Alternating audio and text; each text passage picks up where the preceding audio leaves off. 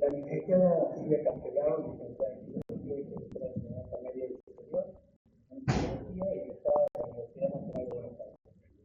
Tiene experiencia hospitalaria en diversas instituciones y ha complementado la residencia completa en Psicología y la jefatura de residentes en el Hospital Rodolfo Rossi de la ciudad de La Plata. Fue perito de oficio y conductora técnica en la Justicia Nacional. En la actualidad es técnico oficial en el Departamento de Salud Mental, Infanto Juvenil del Cuerpo Médico Forense del Poder Judicial de la Nación. Ha trabajado como perito en causas en el Poder Civil de Guanajuato, participando en daños psíquicos, en el Poder Laboral, logrando la asistencia de prestación psíquica en acciones sociales laborales, enfermedades profesionales. Asimismo, la experiencia sobre violencia familiar, ha realizado técnicas psicológicas de interacción familiar y evaluación de riesgos.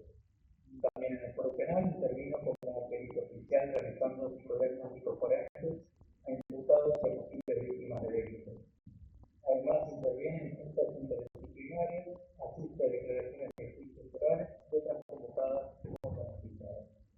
Es profesora titular también de la Psicología Forense de la Universidad de Psicología en la Universidad de París. Muchas gracias por venir. Gracias, Bárbaro.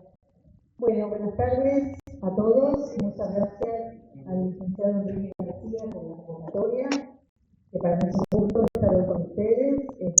Básicamente voy a hablar de mi actual rol como perito psicóloga del Cuerpo Médico Forense de la Justicia Nacional.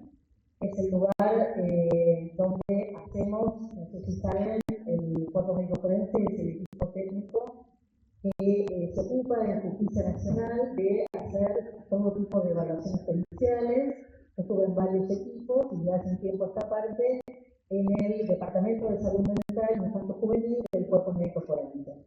Que hacemos varias cosas. Ustedes habrán oído hablar de la cámara Gesell. Vamos a hablar un poco de qué es la cámara Gesell, que de alguna manera es el nombre que le ha quedado, pero se trata de otro medio de prueba, que es obtener el relato del niño, niña o adolescente relativo a un posible estatuto de víctima o de testigo de un delito, ¿sí? Y entre estos delitos, que son varios, la mayoría de los casos que vemos es el de un delito contra la integridad sexual, básicamente abuso sexual en la infancia y adolescencia.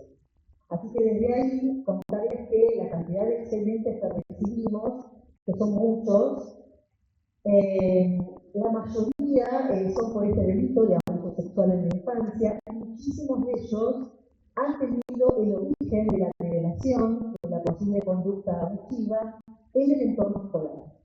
El entorno escolar, la comunidad educativa, es un gran receptor de indicadores y es un ámbito en donde el niño puede hablar, develar, contar, dar a conocer quizás unas prácticas abusivas que hasta ese momento quizás ni siquiera han sido connotadas como abusivas por el niño. Así que mi experiencia es que poder hacer estos puentes, esta comunicación, esta interdisciplina con la escuela y el ámbito forense, y específicamente en lo que hago, que son las pericias psicológicas, realmente es de muchísima utilidad. Les puede servir muchísimo a ustedes para saber cómo escuchar, qué hacer, qué no hacer, cómo tenemos que cada uno de los que participamos de este sistema integral de protección ocupar nuestro rol y no querer ser jueces, fiscales, padre, madre, psicólogo, abogado, policía, sino que cada uno en este eslabón, en un contexto muy difícil, porque es un contexto complejo y difícil de tramitar, vamos a poder brindar protección, asistencia y que los demás eslabones de este sistema de integral de protección a la niñez y a la adolescencia, afectada en el máximo desarrollo de sus derechos, pueda ser encauzado y justamente investigado. Así que es un poco el plan que les propongo. Yo armé un PowerPoint con bastante material, quizás no podemos darlo todo, pero la idea es que tengan un pantallazo y después, dar lugar a preguntas, y me gustaría ver el feedback con ustedes de cómo lo ven el tema, de si han tenido casos y cómo se han manejado. ¿Sí? Ahí está mi teléfono y si no, cualquier cosa se lo preguntan a Enrique o mi mail y cualquiera también puede hablar conmigo para esta temática. Bien, vamos a ir pasando. Bueno, los ejes temáticos que les propongo. Yo creo que voy a trabajar porque así se me van a no veo la diapositiva de la vale.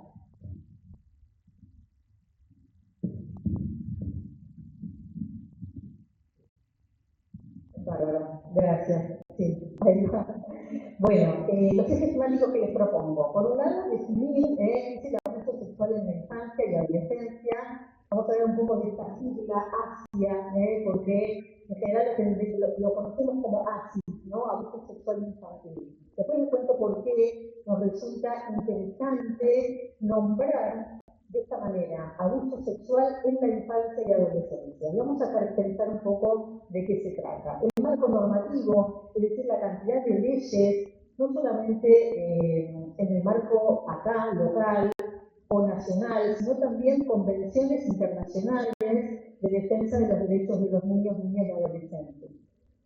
Vamos a hablar de qué es la revelación, qué aparece cuando un niño habla, cómo habla, la cantidad quizás de relaciones fallidas que tiene un niño, el proceso que va pasando, cómo se encuentra con un otro que sea receptivo, que sea alojador de esa palabra tan difícil de articular, y cómo puede encontrarse con un otro rechazante, que no cree, quizás un otro que sin animosidad puede llegar a criticar por la manera en que aparece este relato, porque no esperemos un relato cerradito, que todo cierra, que está perfecto, que da detalles, que da implicancia subjetiva, que puede ubicar, como nos piden los jueces, ¿no? Ubicar modo, tiempo y lugar, ¿no? Los jueces nos piden esto en los oficios.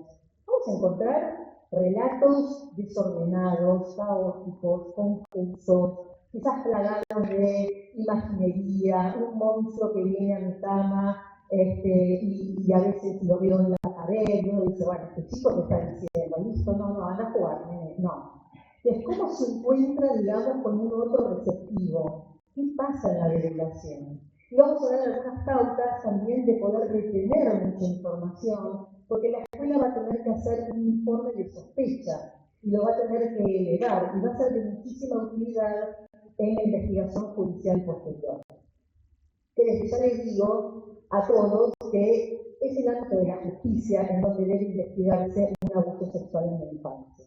El ámbito terapéutico puede, obviamente, ayudar a metabolizar secuelas psicotraumáticas, culpa, temor, ansiedad. El ámbito terapéutico no es para validar el abuso, no es para validar, por eso digo, cada actor tenemos que actuar en el estricto lugar donde está. Y la escuela tampoco es para decir, bueno, esto que quiere en el hogar, que no se usa nada, que le pida perdón de lo que me sobra al niño, acá no ha pasado nada, va a estar el equipo de orientación escolar dando algunas pautas de ninguna manera.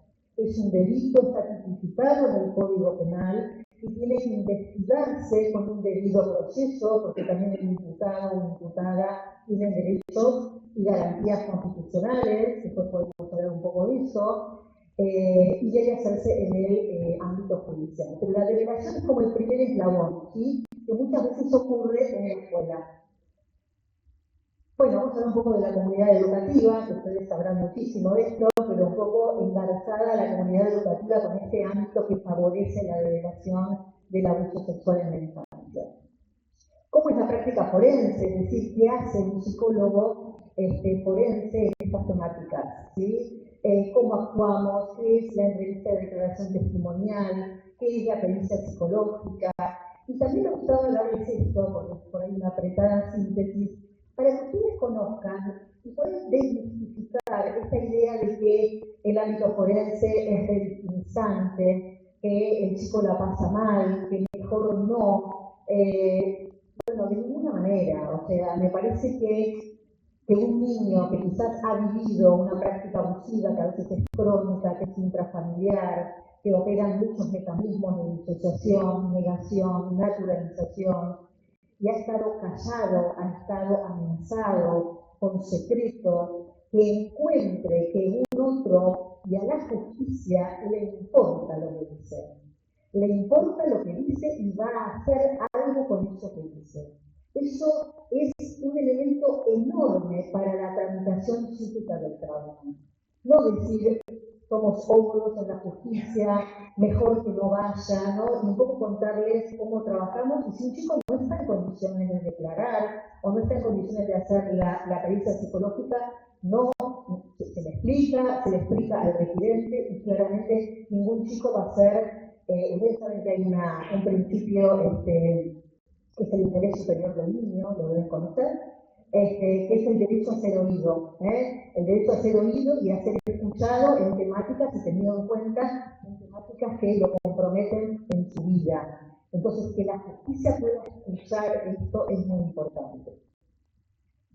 Y después vamos a ver algunas viñetas periciales donde la escuela ha participado, sea como receptora de la denegación en 2 de las líneas, y en otra en donde hay un agente educativo, un docente, denunciado por abuso sexual. ¿Sí? Así que un poco ese es el panorama que traigo para compartir con ustedes. Bueno, el abuso sexual en la infancia es una forma de maltrato. Yo creo que la letra es muy chiquita. Bueno, después lo podemos compartir, que lo dejo y lo podemos compartir. Lo único les pido, las viñetas, guardar nivel de confidencialidad. Es decir, no las divulguen, tienen que cambiar los datos, pero no las divulguen para preservar la integridad. ¿La sacás? No. Bueno, vamos entonces con esto. El abuso sexual en la infancia es una forma de maltrato, hay muchas formas de maltrato, físico, emocional, material, por abandono, por negligencia, que involucra específicamente el abuso, un niño involucrado en conductas sexualizadas de parte de un adulto para satisfacción del adulto, que justamente exceden a la etapa evolutiva del niño. Ustedes saben que la sexualidad existe desde el lactante. No podemos pensar que la sexualidad se inicia en la adolescencia o en la pubertad. Hay una sexualidad infantil, pero el abuso sexual en la infancia implica la involucración de un niño o niña adolescente para satisfacción del adulto, que no tiene que ver con la etapa evolutiva y justamente transgrede pautas y normas de esa sociedad, de esa cultura y de esa familia.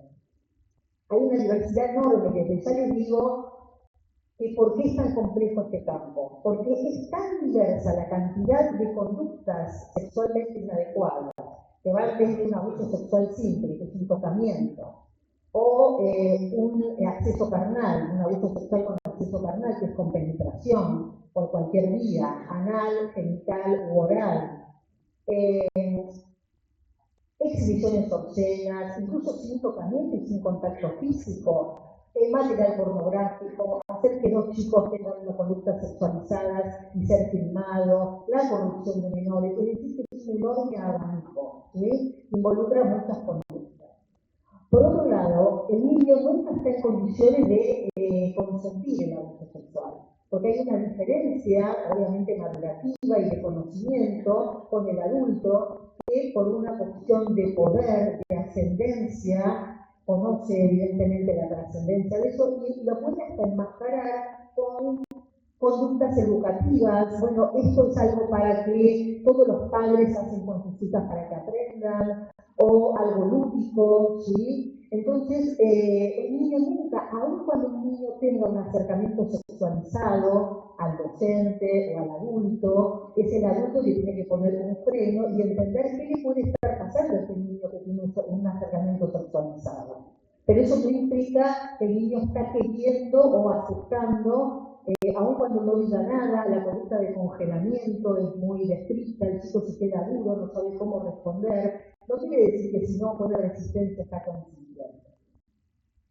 Y por otro lado, es una vulneración de derechos. Es decir, la Convención Internacional de los Derechos del Niño, en el ámbito local, lo que es la ley 26061, lo que es leyes del ámbito de acá, de la ciudad de Buenos Aires, resguardan al niño y el niño no puede ser vulnerado en sus derechos a la salud, a la integridad, a la intimidad, a la privacidad, ¿sí? Y aparece tipificado en el Código Penal, claramente es contrario a la norma, ¿sí? Y por otro lado en el Código Civil.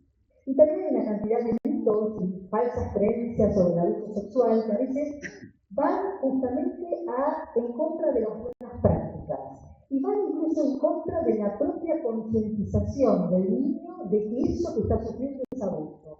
Fíjense, hay chicos que creen que el abuso es solamente con coacción, con violencia y violación o acceso carnal. Entonces, una conducta inadecuada de cercanía, de toqueteo, de un contacto oral, no lo connotan como abuso sexual. Bueno, entonces es muy importante conocer estos mitos y creencias falsas sobre el abuso, por ejemplo, que ocurren en familias marginales, de ninguna manera, ocurre en todos los estratos sociales y culturales, y la gente que los perpetra son gente adicta o locos, de ninguna manera, y muchas veces, la mayoría, tiene lugar en el grupo o en el círculo conocido y de confianza del niño. Desde ya les quiero decir que no hay un grupo de indicadores que sean patognomónicos o que sean propios del abuso sexual en la infancia. ¿Por qué? Porque es muy variada la presentación. Nosotros los psicólogos siempre decimos es caso por caso. No podemos decir este es un claro indicador, no lo hay. Sí hay algunas manifestaciones generales. Si ustedes notan un chico que conocen ustedes en la comunidad educativa, saben cómo juega, saben cómo se relaciona con sus padres, saben cómo aprende, saben cómo se relaciona con sus papás, cómo entra a la escuela, cómo se va de la escuela, y ustedes notan un cambio abrupto en la conducta del niño, pueden empezar a pensar que algo de esto puede estar pasando. También conductas por ahí de sumisión, de retracción, de máxima timidez, chicos que se aíslan, que no hablan, o también una conducta totalmente extrovertida y externalizante, chicos rebeldes, que hacen lío, que no cumplen las normas, que se fugan de la clase, o hay ausentismo, o hay abandono escolar, ¿sí? Y esa conducta pseudo-madura que aparece ahí, nosotros los psicólogos la llamamos pseudo-adaptación o adulto-morfismo. Es decir, son chicos que muchas veces adoptan como conductas adultas responsabilidades incluso adultas de cuidar a los hermanitos, de hacerse cargo de las tareas del hogar, y de alguna manera como en cierto reemplazo, ¿sí?, a los otros significativos, a los padres que están con cierta carencia en el ejercicio de los roles parentales. Esto muchas veces se ve en chicos abusados. Esta nena tan silenciosa, tan obediente, tan madura, tan cumplidora, tan adaptativa, bueno, podemos pensar que toda esta coraza defensiva puede estar ocultando algo de esto. También tenemos algunas manifestaciones de acuerdo al momento evolutivo. Los niños preescolares tienen determinadas manifestaciones, básicamente algunos problemas psicosomáticos, problemas del sueño, terrores nocturnos, algunas conductas de miedo muy importantes, masturbación compulsiva. Los chicos en edad escolar pueden tener algo de esto, pero ya aparece ligado también a los pares, ¿sí? Quizás conductas sexuales inadecuadas con los pares, de mostrarse o de tocarse, o con nenes más pequeños, o con mascotas también. Ojo que la investigación sexual infantil existe. Los chicos se miran, se tocan, preguntan, entre ellos también con el adulto, ¿no? Porque si no, cualquier conducta que involucre a la sexualidad va a ser una gran señal de alarma y vamos a encontrar falsos positivos. Entonces también, a ver, psicología evolutiva todos aprendimos y el profesorado también, así que esto lo sabemos. Porque yo estoy escuchando una tendencia de que cualquier conducta sexualizada sería abusiva. Cuando hablamos de masturbación compulsiva, hablamos de un chico que se masturba, que no puede contener el impulso masturbatorio, que no hay represión, que es compulsivo, no es tocarse y hacerlo en la intimidad, ¿sí? Y después en la adolescencia tenemos conductas más externalizantes, conductas actuadoras, anorexia, bulimia, cortes. El tema de los cortes es un tema muy complejo, intentos de suicidio, consumo problemático de sustancias, fuga de hogar, relaciones promiscuas. ¿Sí? Vamos al marco normativo. ¿Qué nos dicen las leyes? Vamos a ir a esta ley, la 26161, no los quiero atosigar ni cansar o aburrir con leyes, pero ¿por qué no? Porque más allá de lo que yo pueda pensar como psicóloga, ustedes como docentes, como directivos, a cargo de escuelas, psicopedagogos, tenemos que saber que más allá de lo que digo, bueno, este chico lo voy a ayudar porque me puede estar contando algo, hay algo que me obliga a mí el marco normativo obliga a todos los que tenemos contacto con niños, niñas o adolescentes a realizar las conductas tendientes a informar, a comunicar y a veces hasta denunciar. Entonces, esta ley, fíjense, la 26061, el artículo 3, la Ley de Protección Integral de los Derechos de Niñas, Niños y Adolescentes, habla del interés superior del niño. El niño es sujeto de derechos, no es objeto. No es objeto de prueba, esto también lo tratamos mucho en tribunales. Tratar al psiquismo o al cuerpo del niño como un objeto, objetalizarlo, sería una manera quizás de abusarlo, con este furor investigativo de que haga la realización médica de cualquier manera. Esto de ninguna manera se hace así. ¿Sí? Son ambientes cuidados, son ambientes apropiados para los niños, apropiados a los tiempos de los niños. El interés superior del niño es cualquier cosa que al niño lo pueda afectar en su pleno ejercicio de los derechos, es contrario a la ley. Y todos los que participamos tenemos que estar a la altura de intervenir en nuestro rol. Ahí hay muchos otros que nos van a ver, el derecho a ser oído y a ser escuchado como niño. Yo digo esto, el niño tiene el derecho a ser escuchado como niño. Lamentablemente a veces tenemos niños que son hablados por un otro adulto, ¿sí? Que por una denuncia falsa o una denuncia errónea, y esto hay, y lo tenemos que decir, porque no todo lo que verbaliza un niño se obedece y se conduce exactamente con la realidad de los hechos. Puede haber denuncias falsas o denuncias erróneas. Entonces, acá esta ley nos está diciendo, el niño debe ser escuchado como niño, el niño habla como niño.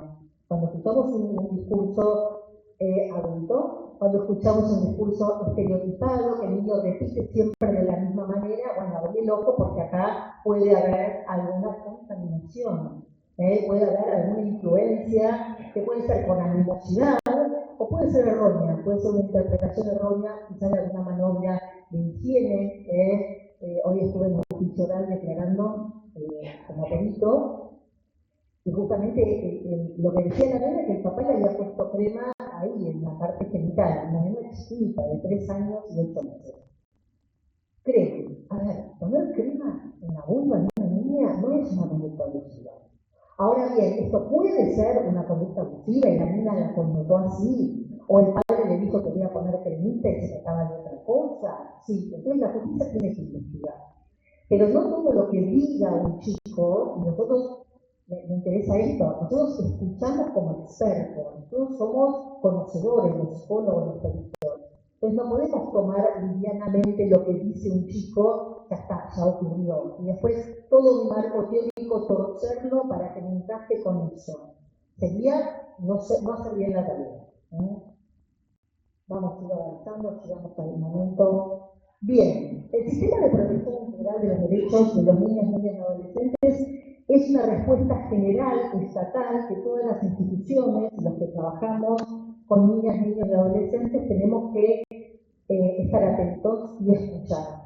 ¿Sí? Escuchar a tiempo, escuchar articuladamente, escuchar sin criticar y permitir la actuación de los otros eslabones que participan.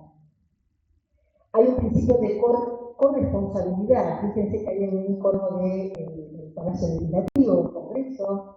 Han cambiado muchas leyes para que los chicos estén más protegidos en alojar su palabra, ¿no? Antes las declaraciones testimoniales hasta sido un chico en la fiscalía o ante el juez.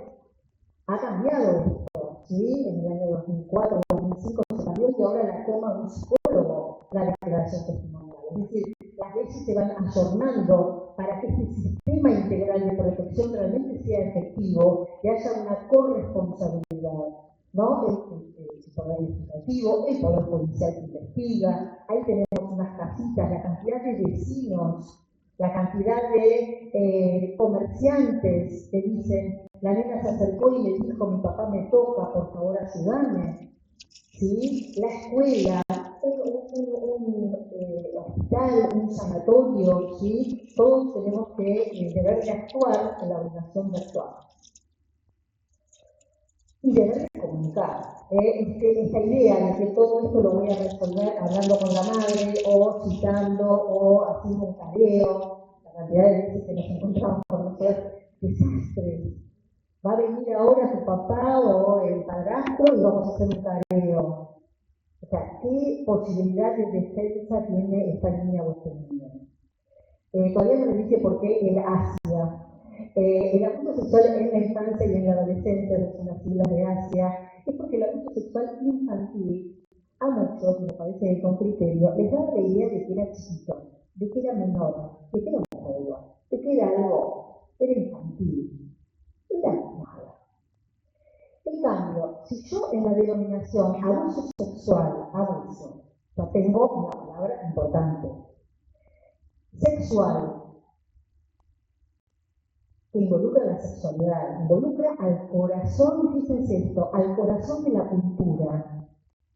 Nosotros nos separamos la naturaleza de la cultura por la prohibición del incesto. La cantidad de denuncias, de vínculos prohibidos culturalmente que tenemos, de padre a hijos, de hermanos con hermanas, de tíos con sobrinas, o sea, abuso sexual en la infancia. Entonces digo, ¿cómo en la infancia va a estar junto con abuso sexual? Y la adolescencia. Entonces me da la idea de la gravedad, la denominación me da la idea, esto es muy grave. Esto es muy grave y hay que estar muy atentos y actuar con diligencia y profesionalmente.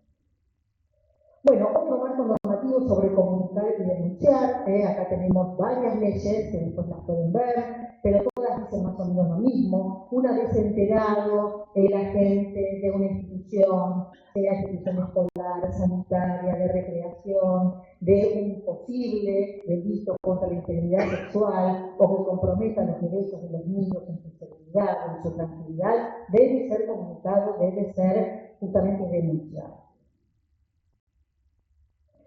Bueno, el rol de la escuela. ¿Por qué la escuela acá aparece como un rol privilegiado, un rol predominante?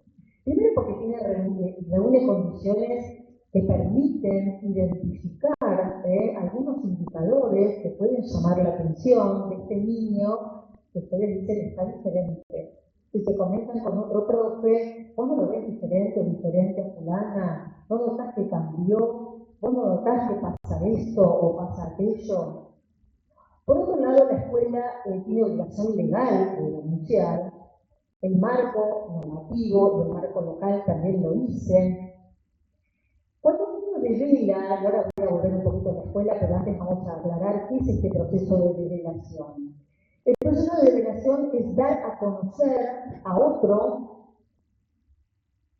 diferente de la dupla que forma el perpetrador o el abusador con el niño víctima, la posible ocurrencia de delitos contra la integridad sexual.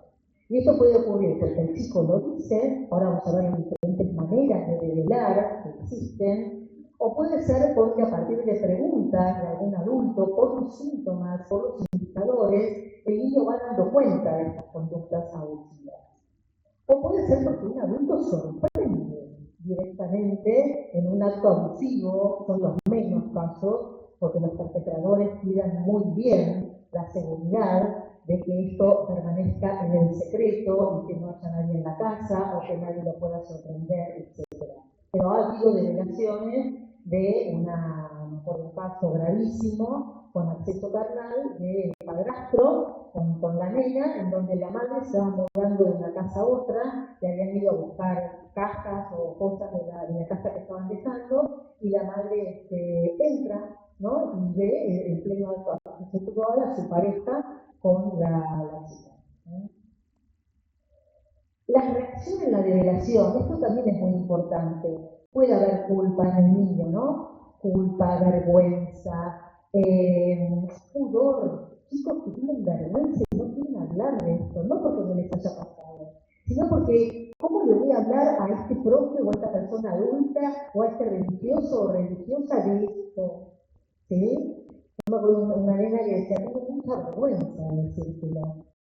Entonces, yo siempre me acuerdo de este ejemplo. Digo, mira, vamos a hacer una cosa. La vergüenza la vamos a dejar ahí en un rincón y por ahora no va a aparecer. Así que vos me vas a contar lo que pasó. Y con esa pagada, la nena contó lo que pasó, ¿no? Porque si no, hay chicos que se ponen a llorar, hay chicos que tienen rabia, hay veces que se quieren vengar, hay chicos que no les pasa nada. Y vos decís, ¿cómo puedes estar hablando de esto con semejante anestesia emocional? Todas estas reacciones son posibles. Yo les digo que son posibles y hay que respetarlas y alojarlas. Es un proceso que muchas veces no es el chico empieza a hablar y termina de hablar. Muchas veces es un proceso porque ha habido muchas, como les decía, develaciones fallidas. Porque el chico va tanteando, primero tantea con él mismo, ¿será verdad lo que está pasando? Si yo le pregunté a mi mamá y me dijo, no, el abuelo no puede estar haciendo eso, te quiere mucho, puedo cuidar eso, ¿no? Es un proceso interactivo con él mismo o con ella misma del niño, preguntas, respuestas, y también con el otro adulto que va tanteando el momento y a qué adulto se lo va a decir. Entonces, muchas veces es un proceso extendido en el tiempo.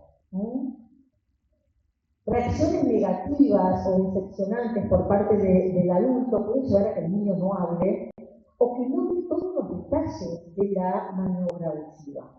Hay chicos que dicen, bueno, yo ya hablé, yo ya conté que algo de esto estaba pasando, pero por ahí tenemos un acceso carnal, por ahí tenemos una corrupción, la cantidad de veces que después aparecen videos, aparecen fotos, que incluso estuvieron siendo comercializadas en las redes sociales. Entonces, el chico dice, no fue tan grave, bueno, esto no te pasó, o todas conductas muy negativas de parte del adulto, el niño o puede callarse, y la develación activa y final es cuando pasa esto, cuando se establecen los canales para brindar protección y se hace la denuncia. Si esto queda en el marco de la familia circulando, esto lo tomamos siempre como develaciones fallidas e incompletas. Un poco les conté el proceso de develación, ¿sí? Las dos caras, por un lado está el niño, ¿sí? Que está tanteando y que está contando, y por otro lado está el adulto que está escuchando. Este adulto en la escuela puede ser un preceptor, puede ser un docente, puede ser un compañerito y después ¿sí? El compañerito habla con la maestra. Chicos que lo han escrito por WhatsApp a un compañerito de lo que estaba pasando, tengo que contar algo grave. En la educación sexual integral, en las clases de ESI, es un gran detector porque el chico ahí aprende más allá de la socialización primaria que pueda pasar en la casa con las características que quiera dar ese hogar. Hay deber de formar ciudadanos y deber de respetar los derechos que tienen como ciudadanos, más allá de la connotación religiosa, moral o la impronta que cada familia quiera darle. Entonces la escuela, con la ESI, el chico aprende que el cuerpo es de él, que debe ser respetado, que debe respetar el cuerpo del otro, que no tiene que soportar ningún acceso físico que le incomode, ni guardar ningún secreto que algún adulto le diga sobre conductas que le están incomodando. Bueno, el proceso previo ya se los conté y la develación como proceso también.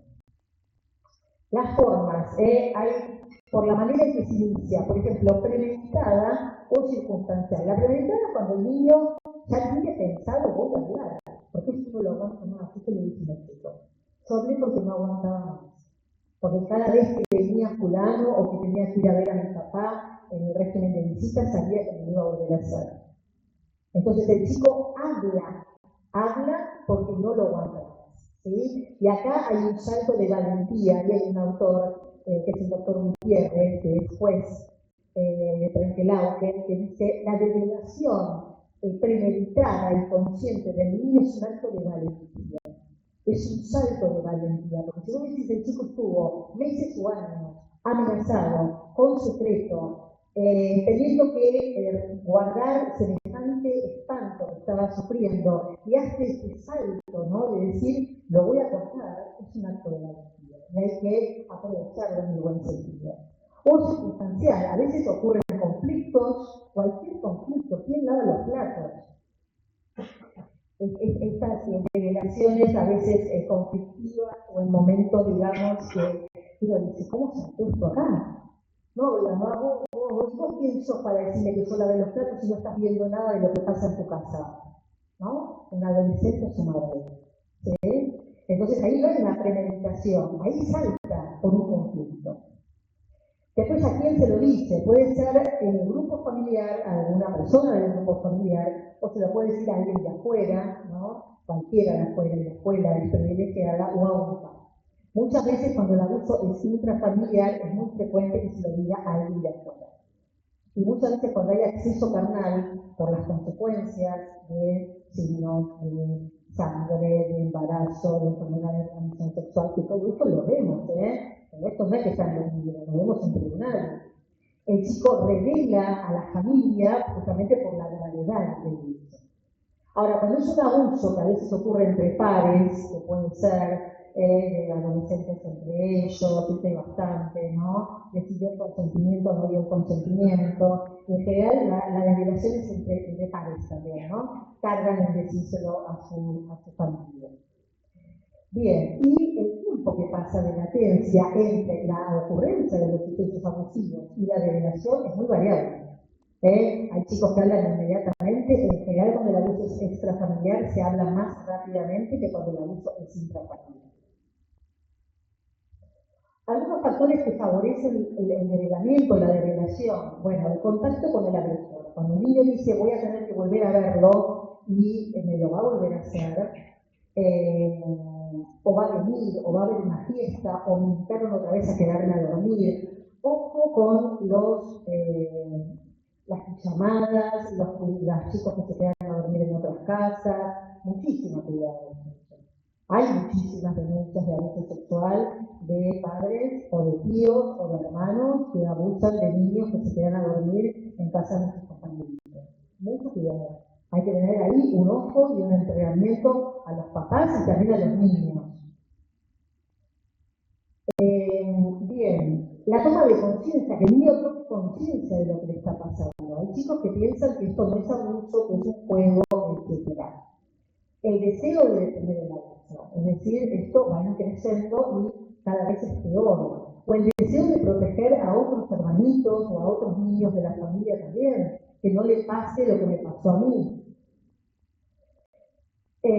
Las preguntas que hace un adulto adecuadas respecto de los síntomas también favorecen la revelación. La influencia de pares, nenes o nenas que han revelado abuso, y esto anima a otros a revelar abusos también. Que lejos de que sea un contagio, a veces dicen: se empezaron a contagiar y una reveló otra y otra. Bueno, dejen eso a la justicia. Si se trató de eso, que no lo descarto, nos vamos a dar cuenta, porque los discursos son muy parecidos, no hay anclaje en la propia dinámica de la parte de su vida, entonces repiten como cliché algo, y muchas veces dicen: no, lo que dije no fue así, no, lo dije porque lo dijo fulano, etc. La separación del agresor. Esto es cuando a veces el abuso es intrafamiliar y el abusador se separa de la mamá, ¿sí? Porque es o el padre o es el padrastro o la pareja de la madre, y el chico ya encuentra un ambiente más tranquilo para poder hablar. Esto es muy común. Bien, vamos a seguir. Factores que inhiben la revelación. El temor a no ser creído, esto yo lo ubicaría como uno de los primeros. O el temor a que digan: bueno, vos querés llamar la atención. O concretamente para evitar un castigo, ¿sí? Están diciendo algo gravísimo, ¿sí? la ambivalencia que tiene el niño, porque el niño, si es intrafamiliar, el niño tiene un amor, tiene un sentimiento de confianza, de ser cuidado por el otro. Y al mismo tiempo está pasando todo esto. El chico vive una lucha permanente entre estos dos polos de la ambivalencia.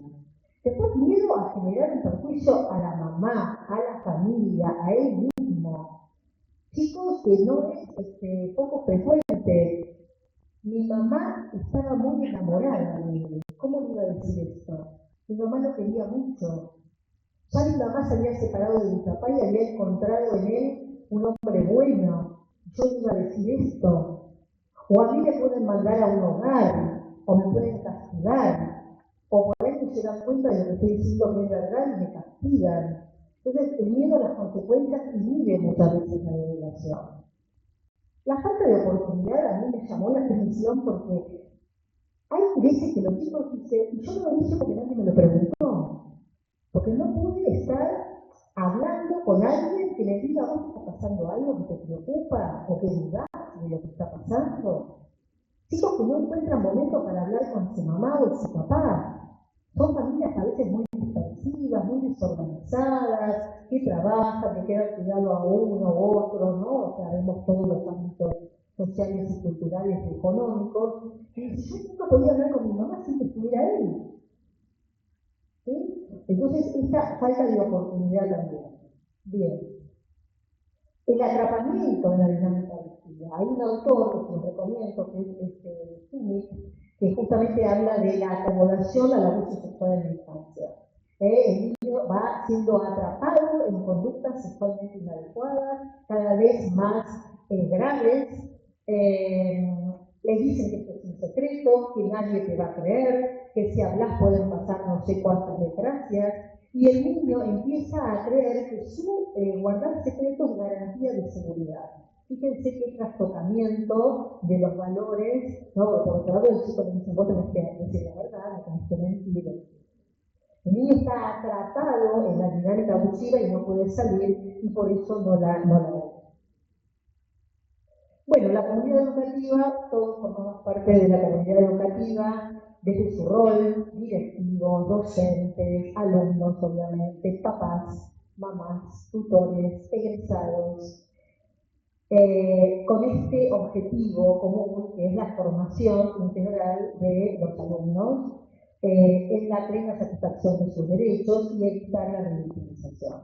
Es decir, que la escuela cumple un rol muy importante como socializadora secundaria. Los diversos integrantes de la comunidad tienen este contacto cotidiano. Yo valoro mucho esto, ¿no? Porque más allá del informe de sospecha, el docente conoce a su alumno, conoce lo que pasa en la escuela, conoce lo que puede pasar en la escuela si va al directivo y le dice, mirá que fulanito de tercer grado me acaba de decir esto. ¿No? También la escuela es permeable siempre a hacer este gran, el informe, el protocolo, estar dispuesto a declarar, ir a tribunales, ¿sí? Después cuando veamos por qué esto es tan complejo, ya se los adelanto, hay un trabajo muy interesante respecto del malestar escolar y el malestar de los docentes, ¿no? Más allá del sueldo, la sobrecarga de responsabilidades, del poco prestigio que tiene la tarea educativa hoy día, la falta de interés de los alumnos en los contenidos, la cantidad de problemas que absorben los docentes, ¿no? Problemas familiares, educativos, de todo tipo, ¿no? Esto lo deben conocer mucho ustedes. Pero el que peor genera en situación de malestar es la dinámica institucional. La dinámica institucional, y dentro de la dinámica institucional, las normas poco claras, de acuerdo a este estudio, son las que generan más malestar en la comunidad de docentes, más estrés. Yo pensaba cuando preparaba esta presentación para ustedes, bueno, yo les traigo quizás un factor más de estrés. De decir, bueno, ¿cómo vas a escuchar a este niño? ¿Cómo van van a tener que ser tus preguntas para no interferir en el relato del niño. Y a ver si lo que pregunté está mal. A ver si lo escribí en el informe y después tengo un problema. A ver si se trata de una denuncia a un agente educativo de esta escuela y mis propios compañeros no quieren que lo diga. O el propio directivo no quiere que lo diga. Y mejor, bueno, va a tareas pasivas. O sea, hay una cantidad de encontronazos. No es fácil, más allá de toda la subjetividad, no es fácil escuchar esto. No es fácil escuchar esto. Así que todo esto va a contar dentro de la comunidad educativa recepcionando la educación. Bueno, digo yo, hay lazos de contención en la escuela, de confianza, de comunicación, con todas las críticas que pueda tener la escuela. Los chicos se encuentran en la escuela un lugar donde se los cobija, donde se los escucha, donde se los cuida, ¿sí? Más allá de todas las dificultades que podamos tener hoy día en las escuelas. Los chicos permanecen muchas horas en las escuelas. Y los chicos también, el grupo etario justamente coincide con el grupo etario de los chicos que son víctimas de eso. Por eso la escuela es como un lugar donde muy propicio para que los niños deriven, ¿sí? Hablé de la ESI ya y el rol del personal educativo, ¿sí? Hay indicadores, y aquí es un indicador que muchas veces, si bien no quiero hablar de patognomónicos, el descenso en el desempeño escolar de los chicos, sí que haya alguna razón, otra razón, es bastante marcador de que algo de esto, de maltrato, o de conflicto, o de dificultad, puede estar pasando. Pero en la escuela es un chico que venía aprendiendo, venía respondiendo satisfactoriamente, y de golpe no aprende, está distraído. ¿Por qué está distraído el niño? Porque el niño está con la cabeza en la maniobra auditiva. Está pensando si cuando vuelve a la casa le va a volver a pasar. Quedarse en la escuela para no volver a la casa. El niño no está con la función epistemofílica de querer aprender, de querer conocer, de querer jugar. Son chicos que a veces viven el juego, ¿sí? Entonces, la escuela tiene esta posibilidad de ver este indicador de una manera privilegiada. Un poco les conté, es una situación compleja y de riesgo. Yo les diría que se preparen para la revelación porque es difícil, es muy difícil. Desde el propio ámbito escolar, desde el niño, hay que brindar protección. ¿Qué va a pasar con estos padres? Tengo que llamar al examen, va a ir a un hospital, va a ir a un sanatorio, al niño lo van a retirar del grupo familiar. ¿Qué va a pasar con estos padres? ¿Qué pasa con otros hermanos que quizás están en la misma escuela? Por eso es un contexto conflictivo, es un contexto crítico, ¿sí? Y ahí busqué también esta dificultad para escribir el informe de sospecha, ¿no? Siempre nos es difícil cuando tenemos que dejar algo asentado, algo que queda escrito y que después, bueno, lo van a ver, ¿no? Lo van a ver el Consejo de los Derechos de Niñas, Niños y Adolescentes, porque es ahí donde se encausa el informe de sospecha. Una guardia que hay permanente, bueno, lo va a leer la justicia, me van a llamar, me van a preguntar, ¿no? Perder horas, bueno, el chico puede perder mucho más, ¿no? Si está siendo abusado más que un docente. Eso también lo puse, problemas de conducta, chicos que tienen mala conducta. Y esto puede generar, sí, dale, te preguntan.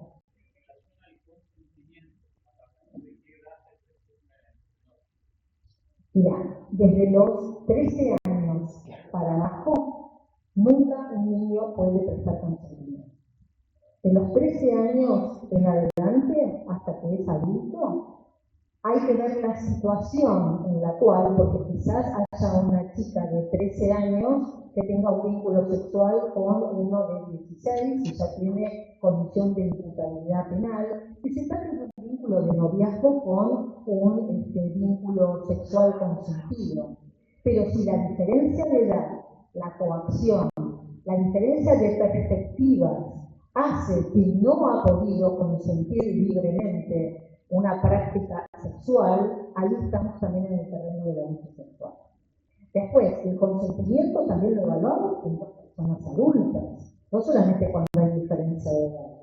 Por eso son delitos contra la integridad sexual. Es decir, una persona tiene como bien jurídico protegido, fíjense qué interesante, la justicia lo protege, tu integridad sexual, que es tener libertad para tener un vínculo sexual con otro y establecer en cada momento a qué estás dispuesto y a qué no estás dispuesto. Y en qué condiciones sí y en qué condiciones no.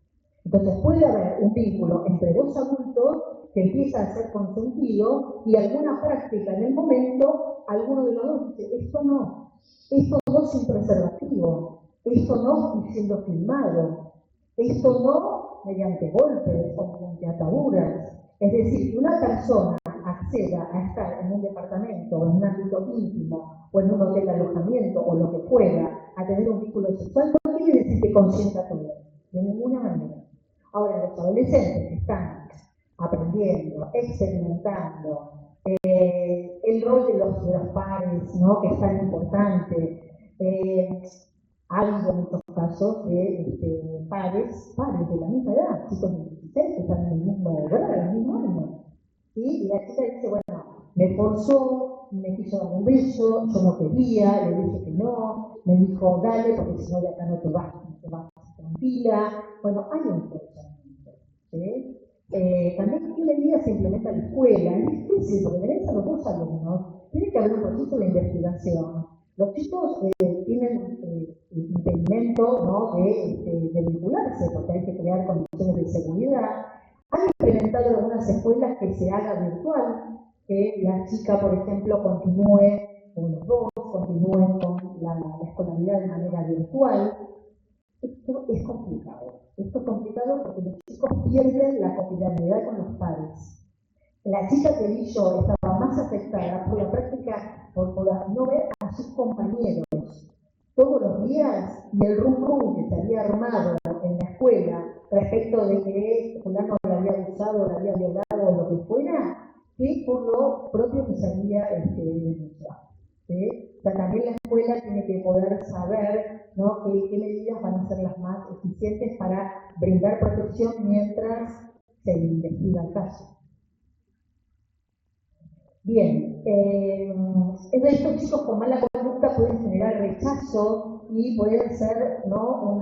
un obstáculo para poder escucharlos. Bueno, anticiparse a problemas que puede haber con los padres, si el chico revela el abuso en la escuela, si el agente de la escuela, también qué problemón. Eso me parece súper interesante. Aproximarnos lo más posible a un debido proceso. A ver, se está investigando, esto es súper inicial. ¿Qué es un debido proceso?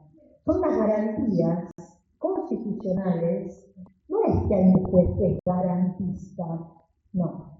Si hay una persona que está denunciada o hasta imputada o procesada por un delito, tiene que tener el expediente y todo el trámite, pero también en la escuela, la presunción de inocencia, un abogado que lo defienda, un perito de parte que lo defienda, garantías, por ejemplo, de igualdad, de trato igualitario, porque si no estamos en la Inquisición, estamos en el martillo de las brujas y si ya está, si no, este hombre hay que condenarlo. Me parece que es un gran aprendizaje para la escuela, que desde la escuela se diga la verdad de la situación. Acá fulano habló, acá se está investigando, chicos. Eso lo tiene que hacer la justicia lo va a hacer bien. Tenemos que tener tiempo y tenemos que tener confianza. Acá no hay una víctima y un victimario. No, acá eso lo va a determinar la justicia. Nosotros no sabemos. Sí es muy importante que haya hablado. Es muy importante y la escuela está protegiendo. Pero el debido proceso como enseñanza ciudadana y que no busquemos el punitivismo a ultranza, ya desde la escuela, en la escuela marque tangencialmente este valor, a mí me parece muy importante. ¿Sí? También para que no quede la chica o el chico coagulado en el rol de víctima abusada, ¿no? Bien, ¿cómo andamos en tiempo? ¿Estamos bien? ¿Sí? ¿Tenemos tiempo? Sí, sí.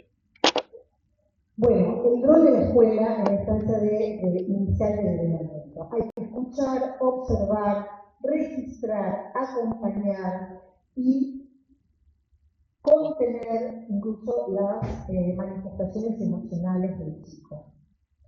Ahí escuche, no intentar determinar con precisión lo que pasó, porque no lo vas a lograr.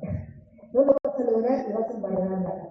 Si vos querés ahí, en ese momento de la revelación, determinar con precisión qué pasó y que esto te lo vaya diciendo el pibe, no vas a poder. Y vas a ir contaminando el relato del chico. Vamos a recordar un poco cómo es el mecanismo del recuerdo. El recuerdo no es una foto, no es un video. Uno no reproduce exactamente lo que pasó. Es una construcción. Que sea una construcción no quiere decir que está fabulada, está inventada. Quiere decir que yo recuerdo con aditamentos que yo fui incorporando de otras veces que lo hablé, algo que me dijiste vos, algo que me dijo mi terapeuta, algo que sentí en mi cuerpo, que al principio pude no haberlo dicho y después lo voy diciendo, que va construyendo, es una construcción compleja el recuerdo. Si yo quiero saber todo lo que pasó y que me lo diga el pibe en esta primera revelación, eso no va a pasar y lo que va a pasar es que contamino el relato. Y lo peor que puede pasar es contaminar el relato. Porque acá tenemos que preservar el relato como la escena del crimen. La escena del crimen nadie entraría, digo cuando se acercan todos, nadie entraría tirando algo, moviendo una alfombra, esto voy a dejar la mano acá, me siento, me tomo un mate. Preservo la escena del crimen, lo mismo con el relato. El relato yo lo tengo que preservar, lo tengo que cuidar. Porque si no el niño va a ir a la cámara especie y va a decir lo que le dijo la maestra, lo que le dijo la terapeuta, lo que le dijo la madre ansiosa, y uno va a decir, qué cantidad de contaminación con relatos o con vocablos adultos que tiene este pibe.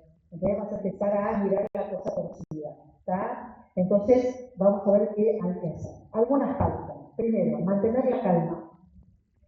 Mantener la calma y controlar las emociones. Esto es muy difícil, pero se puede lograr. Si desde antes sé que lo voy a poner nervioso, y esta jornada, y esta cuestión conmigo y lo que vayan a ir aprendiendo en este intercambio, va a ser difícil. Entonces yo voy a tener que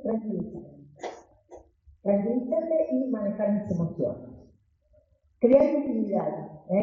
A veces los chicos vienen con otro compañerito, con otro compañerito, o vienen todos, o dice, fulano le tiene que decir algo, señor, y habla, y está toda la clase. No, hay que separar al niño, hay que hablar de manera íntima con el niño para crear intimidad y evitar la cantidad de chicos que dijeron, me hacen bullying. Después de esto que conté, me hacen bullying en la escuela. Dicen que soy una abusada, una violada, que por algo me pasó. Entonces, la intimidad es muy importante. La escucha tiene que ser activa y atenta, ¿sí? Escuchar atentamente, escuchar lo que dice el niño para proteger. No estamos de acuerdo con decir te creo lo que decís. Yo no estoy de acuerdo con la creencia. No tiene que ver con te creo o no te creo, porque también ha pasado de cosas que los chicos dicen en la escuela y después no eran así. Y el chico a veces dice, uy, la profe me dijo que me creía, mirá todo el lío que se armó, y ahora cómo voy a decir que mentí o que dije algo que no era. Lo importante es decir, es muy importante lo que estás diciendo. Es muy importante que vamos a hacer todo para cuidarte, ¿sí? Pero creer, no. A mí me parece que no es adecuado.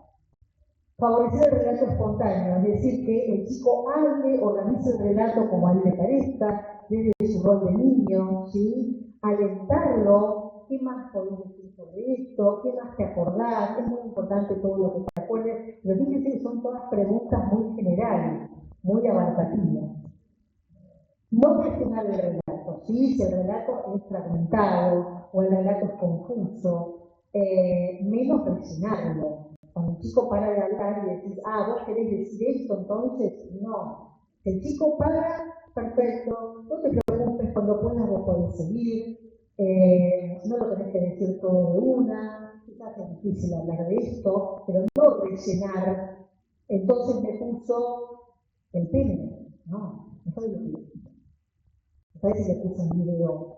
O sea, ese relleno muchas veces es muy perjudicial, ¿no?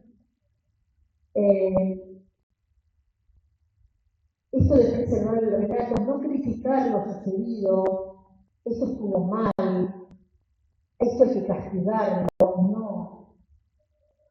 ¿Por qué hablaste recién ahora? Si sabías que tenías que decirlo antes, eso también vale obviamente para los padres, ¿no? Porque el chico se va a sentir criticado, afectado, y entonces no va a hablar o va a serle muy difícil hablar. Bueno, esto lo más fidedigno posible, ¿no? No completar frases, por ejemplo, palabras. Después les cuento algunos ejemplos, pero esto hay que preservarlo. El ritmo del niño, seguirlo a pie juntillas, no hacer comentarios sobre el proceso judicial, qué tiene, qué va a pasar, no hablar de jueces, no hablar de pericias. ¿Y cómo sigue el proceso? No hablar de hogar, no hablar de defensor de menores, no. Mira, acá van a participar las personas que sean estrictamente necesarias para ayudarte en esto, ¿sí? No sabemos cómo va a seguir. Cada proceso va diferente. Pero quédate tranquilo que cualquier duda que tengas la podés plantear y seguramente vas a estar cuidado en cada momento. Porque si vos a un chico le hablas de un juez, el chico ya sabe que esto va para mal. Policía, ahora viene la policía. ¿Sí? Hoy en el juicio oral que estuve, en un momento la nena dice que no lo veía el padre porque estaba enferma. Yo le digo, ¿qué te pasó? ¿Por qué estás enferma? Y dice, porque yo tengo bichitos en la panza. Es raro esto. Tengo bichitos en la panza, como un día de contagio, ¿qué? Ahora, de las constancias de auto que vemos en los expedientes, eso lo había dicho un tío de la niña. Cuando fue la revelación, la supuesta revelación, el tío de la nena le dice, ahora vas a ir con mamá y la tía al hospital y un médico te va a revisar a ver si tenés bichitos en la panza. Vos fijate que los chicos son esponjas y van incorporando cosas que no tienen nada que ver. Ahora, alguien leyó, no sé por qué, de manera salvaje, antojadiza, que los bichitos en la panza sería alguna idea de contagio o de semen que tendría la nena y estaría enferma. Nada que ver. Eso es un delirio. Los psicólogos estamos para interpretar y para hacer un estudio científico, no para armar delirios. Al presidente le daba la mano para escribir lo que yo decía, que eso lo había dicho el tío. Puede ser animosidad. Por ahí el tío le quiso decir, bueno, ahora vas a ir al hospital, claro que el chico tiene, ¿no? Problemitas en la panza y los bichitos en la panza. Pero fíjense cómo puede llegar a ser contaminante del relato. Bueno, algunas otras cosas más, observar a indicadores conductuales. El físico se le pregunta al nene, ¿hay algo de tu cuerpo que te molesta o te duele? Respetar el derecho a hablar o a callar. Los chicos, si dicen yo no quiero hablar más, nunca hay que obligar a un chico a hablar o a hablar más. Quizás esto, quédate tranquilo, tomate tu tiempo, pero no obligarlo a hablar, ¿no? Ahí dice explicar los límites de la confidencialidad. Hay chicos que le han dicho a los profes, yo te cuento esto, pero no quiero que se lo cuentes a nadie.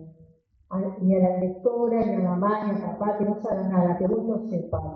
Bueno, esto hay que explicarle al niño que esto no es posible, que se va a entregar la menor cantidad de personas, las estrictamente necesarias, pero tenemos que hacer algo con esto que decís que es muy importante. ¿Sí? Y que no depende ni de vos ni de mí lo que vaya a pasar.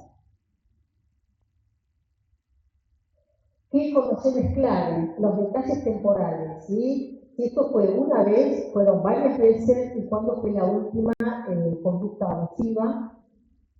Bueno, el estado físico ya se lo dije, identificar al agresor o a la agresora, o a varios, quiénes son, si forman parte del grupo de la familia, o son vecinos, o hay que establecer alguna medida de seguridad. Algunas preguntas, por ejemplo, ¿cuándo ocurrió? ¿Quién fue? ¿Esa persona vive en tu casa? Si el chico viene con un adulto, que a veces pasa, El niño se lo separa, esto dicen las buenas prácticas, se lo separa en una habitación donde no escuche, al niño no se le pregunta, y si las preguntas se le hacen al adulto, más o menos las mismas, ¿sí? Porque ahí es el adulto el que ya recibió la revelación y viene a la escuela con esta duda. Muchos padres van a la escuela con la duda, ¿me contó esto qué hago? Entonces, tenemos que tratar de que el chico hable de esto la menor cantidad de veces posible. Para, primero, no ridiculizar y segundo, no contaminar. Porque cada vez que yo hablo de un relato, aunque el otro no me diga nada, yo lo voy modificando. Entonces, si viene acompañado de un adulto, las preguntas se le hacen al adulto para establecer qué conductas tengo que seguir, ¿no? ¿Qué pasó, cuándo sucedió, etcétera? Y el chico queda aparte. El chico no tiene que escuchar al adulto hablando. Por eso te digo, intervenciones de que el pibe está ahí al lado como si fuera sordo y están todos hablando sobre él como si el chico no estuviera escuchando o incorporando información. Hay que registrar el relato, el relato tiene que ser lo más medianamente posible, lo más detallado, y si hay un relato textual, tratar de retener, yo no digo que estén con un anotador, porque a veces esto es medio intimidatorio, pero tratar de retener palabras, retener datos, para hacer el informe de sospecha. Esta resolución es muy interesante, se hizo en el año 2016 entre el Ministerio de Educación y el Consejo de Derechos de Niñas, Niños y Adolescentes de la ciudad de Buenos Aires, ¿sí? Y justamente habla de las líneas de acción en escuelas de gestión privada, en escuelas de gestión pública, cómo discriminar si algo es una urgencia, de algo que no lo es, a quién hay que entender. Por ejemplo, el docente, eso es muy importante, el docente o el profe o el tutor, esa persona que recepciona no tiene que quedarse solo con esto. Toda la escuela tiene que actuar, la institución tiene que actuar. Porque si el docente dice yo me voy a quedar solo con esta mochila y voy a ser responsable de todo, la verdad que va a ser bastante meritorio de la acción. No quiere decir que el chico se lo cuenta al docente y después lo tiene que repetir con la directora y después con la psicóloga y después con... No. El informe debe hacerse de manera conjunta. ¿Sí? Pero el chico no tiene que volver a repetir. En este caso de lo que se montó esta escuela, que era que hagan por Zoom, la chica, la chica me dice, yo se lo conté primero a una profe. Y le dijo, ahora se tenés que contar todo a la directora. Y se lo puede contar todo a la directora. Y la directora dijo, y ahora a la psicóloga. Ah, ¿no? La mata. Bien. El informe de sospecha es muy importante que lo hagan todos estos docentes, directivos, supervisión, los profesionales de diferentes equipos elaboran de manera conjunta. Hay un protocolo que después se las puedo pasar, pero justamente habla de todas las características que tiene que tener, la descripción de la situación, describir la situación, qué dijo el chico, cómo lo dijo, qué situación está revelando, cómo es el chico, si tiene determinadas características, bueno, algunas señales o indicadores de sospecha más allá de ese evento que fue el que fue llamativo y por el cual el chico develó, si el docente notó, bueno, sí, venía callado, venía mal, lo notamos raro, tuvo alguna conducta extraña con un compañero, por ejemplo, de tocarse, de mirarse, etc. Bueno, la temporalidad y el vínculo con la familia, ubicar esto también. ¿Cómo es esta familia? ¿Es permeable? ¿Es una familia poco receptiva? ¿Es una familia violenta? ¿Es una familia que puede hacer algo contra el docente o contra el niño o puede tomar represalias contra el posible abusador también, ¿no? Y quemarle la casa. ¿Ha pasado caso de esto? Bueno, y otra información, ¿no? Bueno, algunas características de los papás, con los hermanos, ¿sí? Hay otro protocolo que me gustó, que es Entre Ríos, que más o menos habla de todo esto, bastante parecido. Y les voy a contar un poco cómo es la práctica medical psicológica en el cuerpo médico forense, que es el lugar de trabajo. básicamente se piden dos cosas: la entrevista de declaración testimonial, lo que se ha dado en llamar cámara Gesell. Ya les quiero decir que la cámara Gesell es un instrumento, es justamente para crear esta intimidad del que toma la entrevista, que es un psicólogo especializado en niñez y adolescencia, con todos los demás que tienen que estar escuchando: jueces, fiscales, defensores de menores, peritos de parte, abogados defensores, el propio perito que va a hacer la pericia. Y la cámara Gesell, conocen el ámbito, ¿no?, de dividido con la visión unilateral, pero en muchos lugares ya no se usa. Y se usa, por ejemplo, un video de circuito cerrado de televisión. O nosotros en Cuerpo Médico usamos en Zoom, con un link del Zoom, y está en línea y todos los demás están con el micrófono y la cámara apagado y no hacen directamente la pregunta, sino que lo ponen en el chat y después el psicólogo dice: esta pregunta es pertinente, esta no, de esto se habló, esto no voy a hablar porque el pibe no dijo nada de esto. No pueden enchufar violentamente algo por más que vos lo quieras saber. Y la entrevista de declaración testimonial y la pericia psicológica son pruebas diferentes. La entrevista de declaración testimonial es tomar el testimonio del niño, es una prueba testimonial. La prueba pericial, hacer una pericia, que es lo que hago yo, es una prueba pericial psicológica, que son complementarias. En Cuerpo Médico están a cargo de diferentes profesionales y están muy bien, porque lo que escuchó uno quizás lo escuchó la otra, lo hacemos de manera mancomunada, pero salen informes diferentes. ¿Sí? Sí.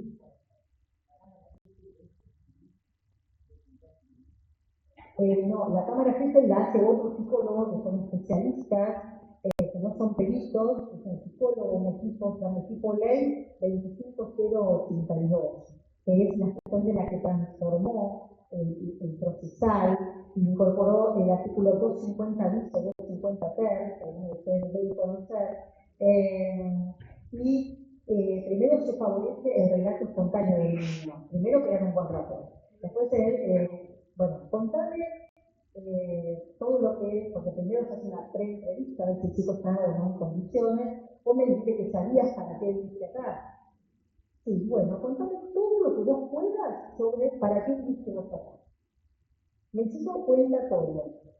¿Algo más? No, nada más. ¿Te puedo hacer algunas preguntas? Te vas focalizando.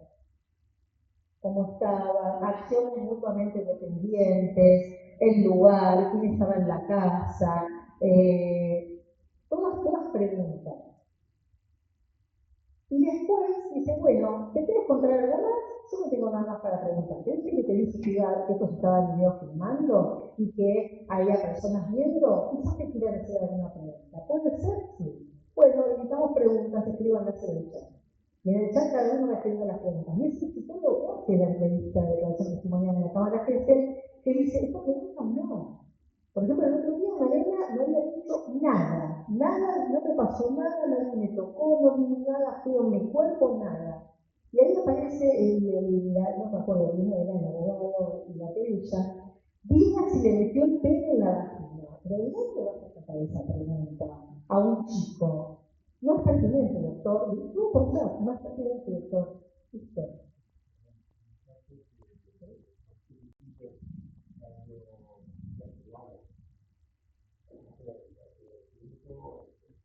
Mira, nosotros tenemos que más o menos de 3 años, 6 o más meses, 6 meses más para abajo o más, tenemos que evaluar si el chico está en condiciones. Si el chico tiene lenguaje, se puede separar del adulto que viene y puede hablar de algo, se lo invita a pasar a la sala y se intenta, ¿sí? A ver si el chico va a hablar. No, está buena tu pregunta. La entrevista de declaración testimonial no debe distraerse con material lúdico ni material gráfico, porque el objeto de intervención, el foco de intervención es el relato del niño, lo que el niño dice. Totalmente. Bueno, si está cómodo, si está tranquilo, chicos muy ansiosos, chicos que se ponen a llorar, chicos que se ponen abajo del escritorio, ¿no? Todo esto, ¿no? Que evade la pregunta y habla suelto de cualquier cosa de los amigos de la escuela y justamente esto, ¿no? Claro, que se toman en cuenta. Primero siempre se hace la entrevista de declaración testimonial y después se hace la pericia.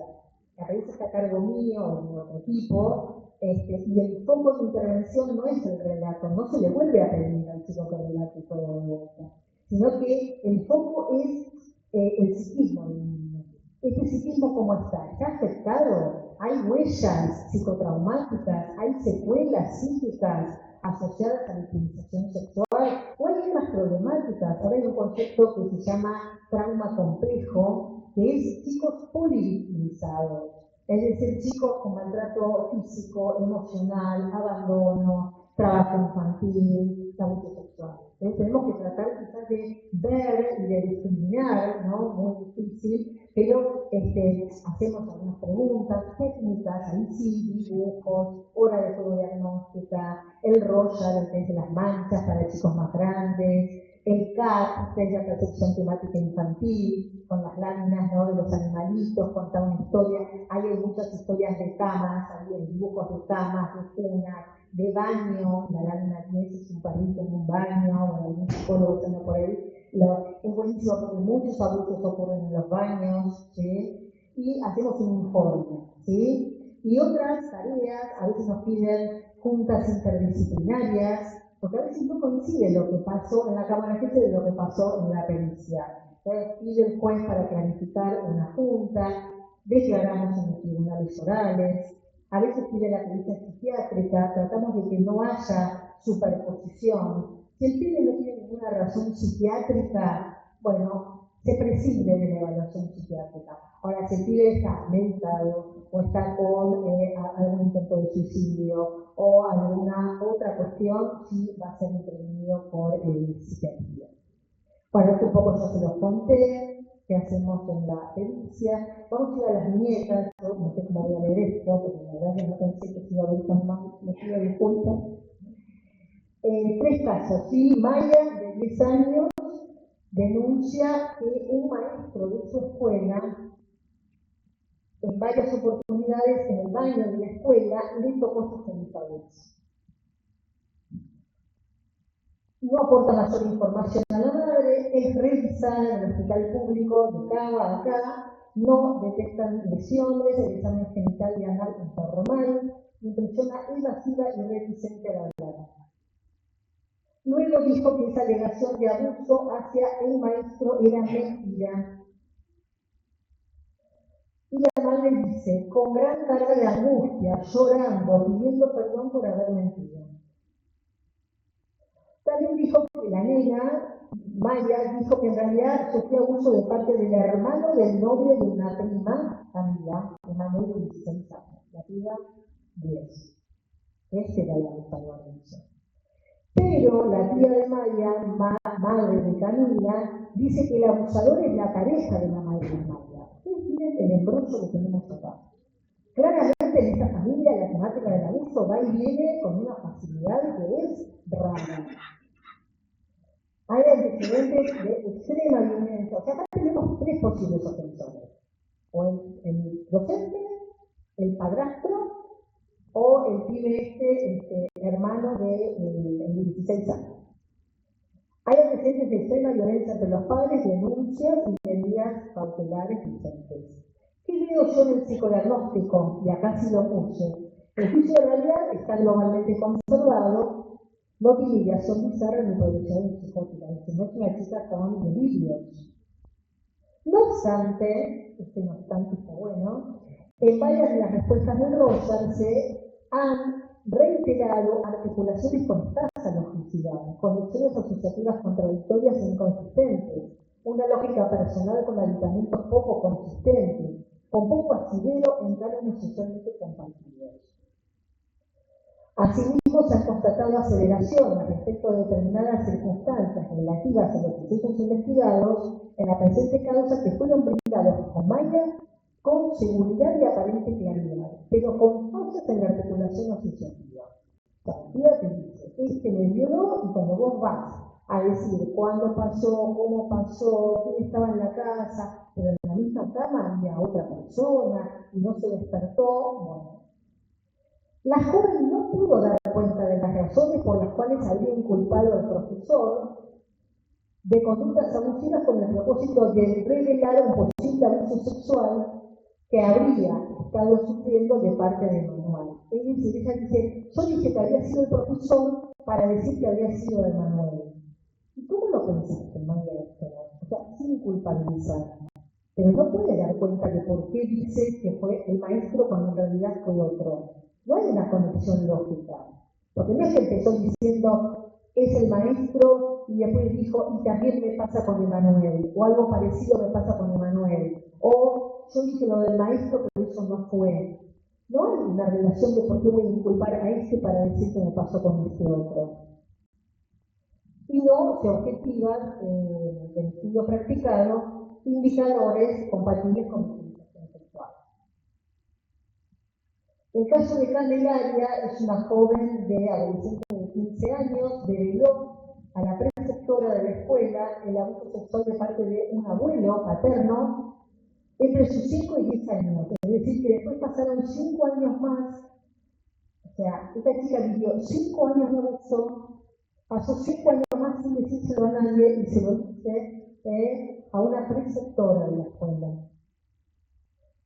Que le tocaba los genitales, que le daba plata para dejarme tocar y que no hable, que la tocaba y el hombre exhibía sus genitales a la nieta, que los abuelos se produjeron en la casa de los abuelos, que esta nena se quedaba al cuidado de los abuelos desde que nació hasta los 11 años. La madre dice, fíjense qué importante esto, ¿no? Ella siente afinidad con esta preceptora. Me citan los directivos, me informan lo sucedido, estoy 100% con mi hija. Ella temblaba como una hoja. No sabía cómo iba a reaccionar yo. Y la niña encontró confianza en una preceptora. Esto yo lo pregunto en la pericia, porque siempre primero se hace la cámara GESEL, la entrevista de declaración testimonial, y después la pericia. Puede ser el mismo día o puede ser otro día. Vamos viendo cómo está el niño, ¿no? Sobre su sentir en la entrevista de declaración testimonial, la joven dijo, al principio estaba nerviosa, por si decía algo que no se entendía. Claro, todo el impacto de los chicos hablando de esto, ¿no? También te preguntan muy detallado. Después sentí un alivio de que pude contarlo. Algo le había contado a mis papás, pero no tan detallado, porque ellos tampoco sabían cómo procesarlo. Y entonces decían, ya está, ya sabemos lo que pasó. O sea, vos fíjate que los padres tampoco pueden soportar, ¿no? Mi hijo soportar que su papá o de su hija, es muy duro. Y esta chica lo pudo hablar en la preceptora y en la cámara GESEL le preguntan detalladamente, ¿no? Bueno, en la pericia, no los voy a cansar con todo esto, pero el material es coherente, es consistente, hay angustia, hay ansiedad, hay tristeza, hay connotación rechazante de la psicosexualidad, se objetivan indicadores compatibles con esto, ¿no? Y acá esto es importante, la intromisión violenta de la sexualidad de un adulto en la subjetividad de una niña o adolescente es perturbadora por tratarse de un vínculo violento y asimétrico que necesariamente altera el esperable desarrollo evolutivo de la psicosexualidad. Es decir, esta chica ha vivido una afectación del normal desarrollo de su psicosexualidad por la intromisión de hay muchas más cosas. Ella decía que si yo aceptaba la plata me tenía que dejar tocar. Entonces, ¿cómo iba a hablar si yo aceptaba la plata? ¿No? Fíjense qué atrapamiento tenía esta chica. Bien. Vamos al último caso y ya vamos a ir cerrando, el caso de Alexia. Este caso es tremendo, es muy hace poquito. Alexia tiene 9 años. Fíjense, en mayo del 2024 la nena revela en la escuela que el padre, su papá biológico, la había tocado en los genitales por debajo de la ropa interior y que le daba besos en la boca, que le dijo que la había confundido con la novia, el padre, los padres están separados, le dice, te confundí con mi novia. Pero esto ocurrió en 4 oportunidades. A ver, 4 oportunidades para confundir que no es tu novia y es tu hija. Esto en mayo, en la escuela. En enero anterior, La nena se lo había dicho a la mamá.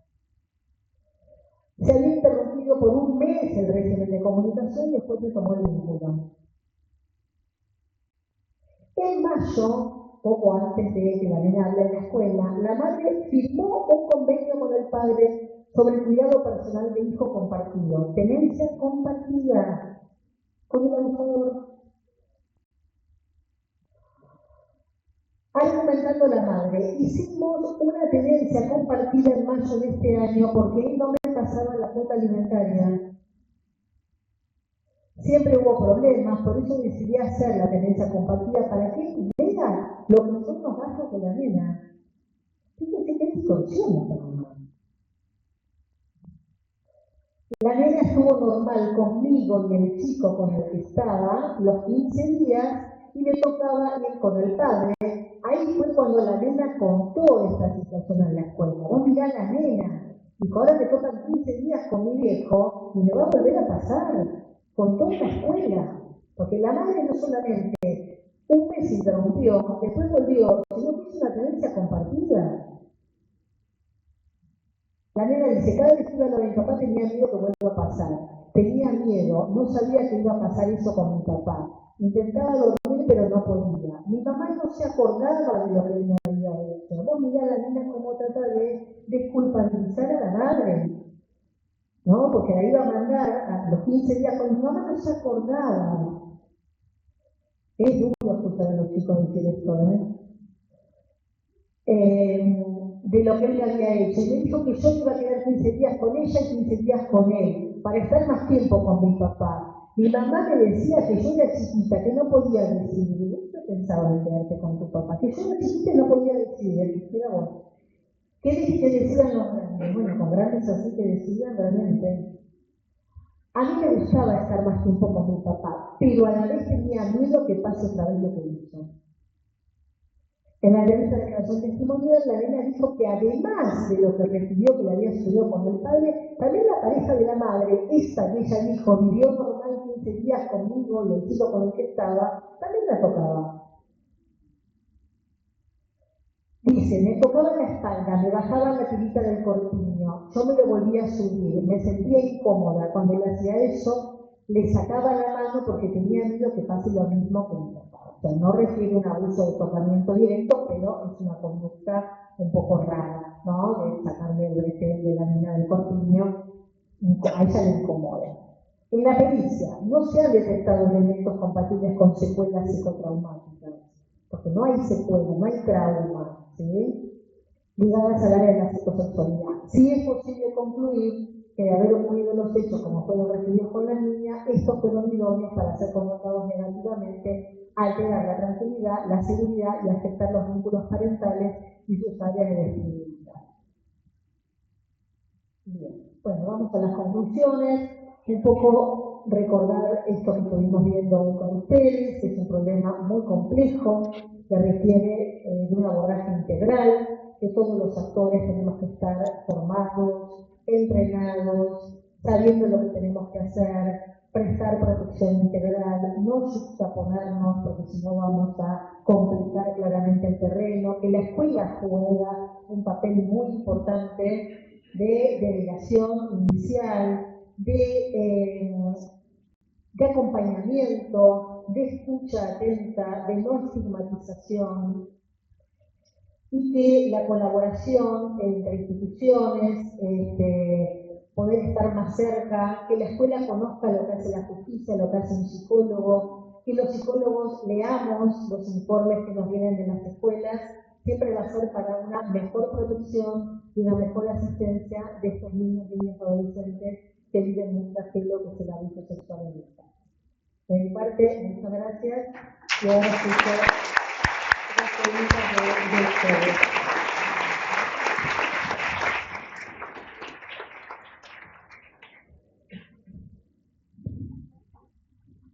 Bueno, muchas gracias, Silvia, realmente muy claro.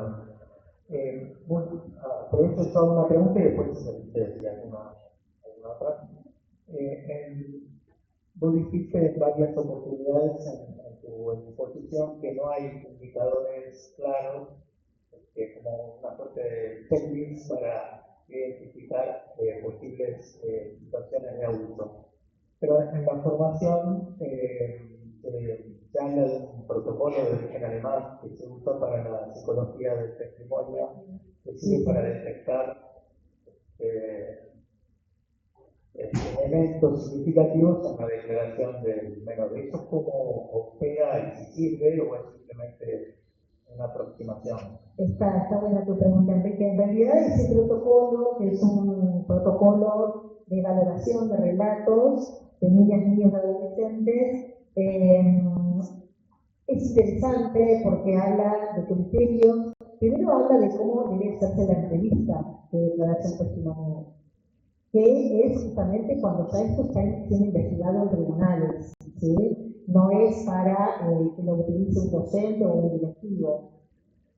Que tiene que ser una entrevista lo más espontánea posible, porque si yo hago un interrogatorio y el chico contesta sí, no, a veces sí, no, no voy a poder aplicar los criterios.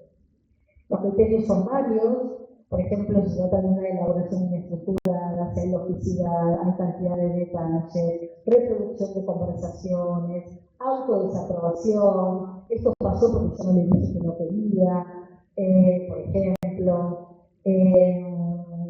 atribuciones al estado mental subjetivo de la otra persona, los detalles típicos de la ofensa, etc. Estos criterios tampoco son un criterio, digamos, como una lista que voy chequeando y ni siquiera es cuantitativo. Es decir, puede variar. Chicos que tienen más pequeños y no van a tener un relato espontáneo, porque los relatos de los niños muy pequeños son muy cortitos y muchas veces necesitamos preguntas guía, obviamente que no sean inductivas. Los chicos, por ejemplo, detalles superficiales. Chicos, por ejemplo, que digan, bueno, cuando pasaba esto estábamos viendo la televisión, estaba el partido de Argentina. Esto, los chicos que no lo incluyen espontáneamente. Entonces, no es que si no está hay que desacreditar el relato. Hay que ver por qué no está y si aparecen otros indicadores. Lo que no tenemos es un cortijo sintomático de abuso sexual. Vos podés tener chicos que después han sido evaluados ginecológicamente con acceso carnal, con desgarro de himen, con lesiones, con embarazo, con enfermedad de transmisión sexual, en donde la presentación afectiva, emocional, en las diversas áreas de piel vital, no hacía que lo hizo sospechar que el chico estaba teniendo semejante práctica abusiva inadecuada. Por eso nosotros los psicólogos forenses queremos erradicar estas listas de signos o síntomas. Porque también un pibe que vive un divorcio destructivo de parte de sus padres puede tener conducta inhibida, retraída, otras formas de conducta o otras manifestaciones y estar viviendo otra problemática. Entonces el abanico es tan amplio, no hay indicadores propios y si no los encuentro, los chicos son adaptados. Cuando el mecanismo de disociación, control de lo emocional, control intelectual, subliman todo, son chicos perfectitos, no tienen nada de esto. Por eso son chicos que no duermen en toda la noche. Por eso son chicos que, como esta nena que tenía trastornos de la alimentación y estaba así flaquita y no comía nada. Pero no vas a tener masturbación compulsiva, trastornos de conducta, otras cosas que no queremos que tiene la idea, esto es claro de abuso, porque no lo hay. Tampoco hay, de hecho, no sería muy fácil, un patrón y un perfil del abusador. Tampoco lo hay. Nosotros hemos tenido ejemplos desde conocidos, educadores, psicólogos, religiosos, de todo tipo, hasta personas especialistas en abuso sexual que fueron condenadas por abuso sexual. Y estaban permanentemente en contacto con psicólogos y nadie se dio cuenta de eso. Eso también para desmitificar, las madres son entregadoras, las madres saben lo que pasa. De ninguna manera, hay muchas madres que no saben porque no hay manera de darse cuenta. Sí. En la viñeta que se presentó, llamativo lo de la mamá, ¿no? Mi pregunta es, en las tres viñetas, ¿cuál es el origen?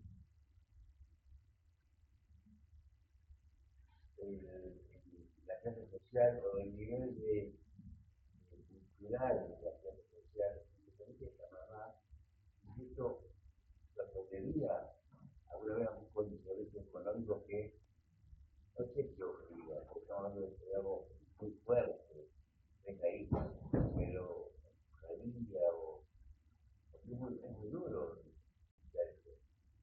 Y las dos chicas, la primera y la tercera, era un ambiente social, económico, balanceado, bajo. La chica que le revela lo del abuelo paterno es clase media. Ahora, tampoco tiene que dar la idea de esto, ¿no? De las clases económicamente desfavorables son las que más propician el abuso sexual o la desprotección de parte de las mamás o el interés. Yo creo que las clases sociales económicamente desfavorecidas son más permeables a la intervención del Estado y las familias, quizás acomodadas, medias o altas, son más permeables a la ocultación de estos indicadores. Y de una mano tapa la otra, y la otra tapa la otra, y acá no ha pasado nada. Porque tenemos casos de todo espectro social, cultural, hasta gente con un desarrollo académico, no solamente económico, sino con un desarrollo simbólico y académico alto, y ocurre este tema. Esta mamá, qué difícil para esta mamá, ¿no? Porque el interés en el sostén material de su hija quizás la posicionó en la desprotección de su hija. Es decir, es una mamá que está queriendo que su hija tenga una cuota alimentaria y está desprotegiéndola en un abusador que la confunde 4 veces con la novia. O sea, es absurdo lo que dice. Aparte de que el hombre era alcohólico, tenía consumo problemático de sustancias, o sea, tenía todo un mórbido que decir, hay que proteger a la niña más que entregarla a los niños. Sí.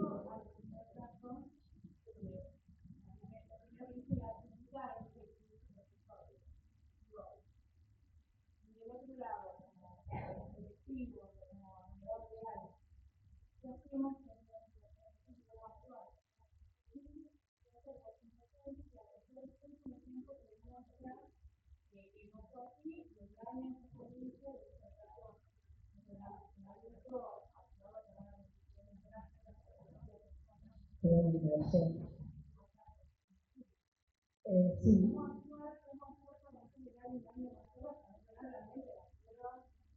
Bueno, me parece que es un momento muy difícil tránsito de la institución.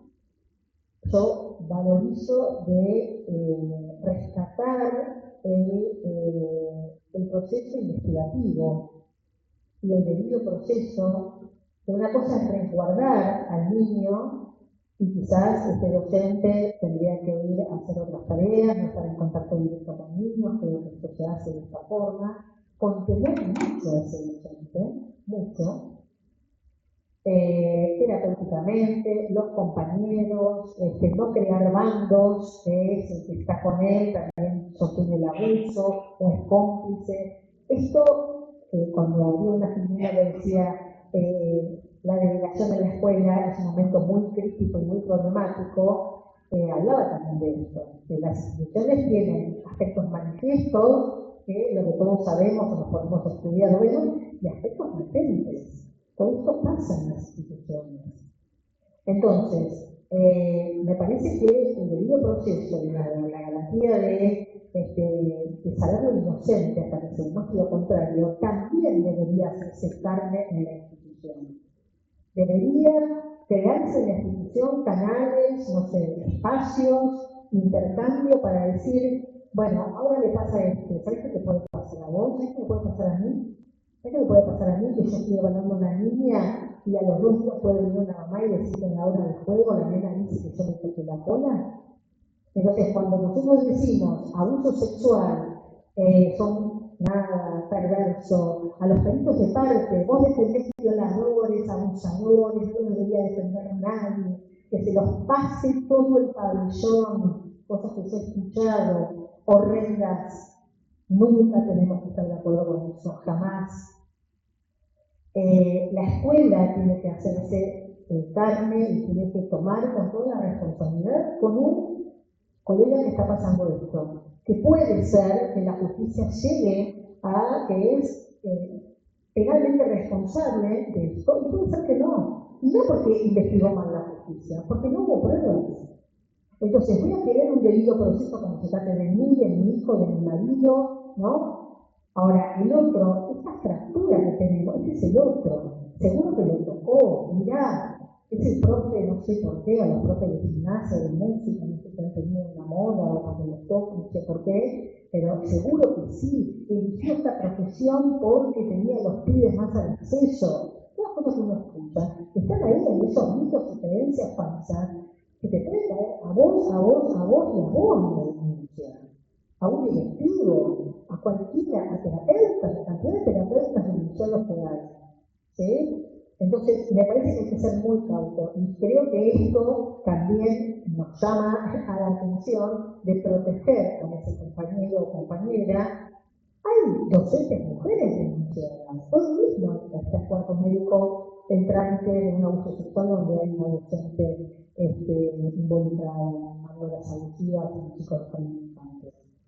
Entonces, que no haya también un escrache. Todo esto tenemos que estar muy atentos y decir, esto no va ni para la comunidad educativa, ni para los alumnos no pueden tener nunca internalizar que los docentes están haciendo esto con la persona que está indicada como posible ofensor sexual. Y me parece que toda la comunidad educativa debe brindar ejemplo de esto. Vamos a las dos últimas preguntas, ahí y después acá.